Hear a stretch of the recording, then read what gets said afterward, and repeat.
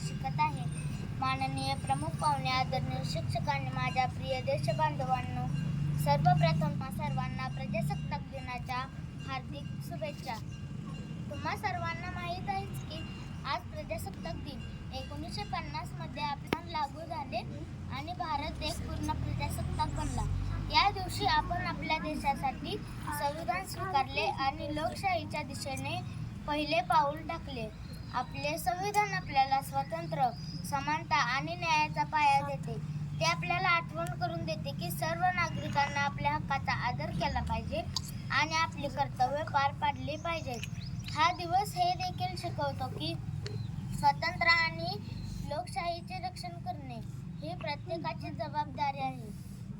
आपला देश समृद्धी, सुरक्षित आणि मजबूत बनवण्यासाठी योगदान दिले पाहिजे.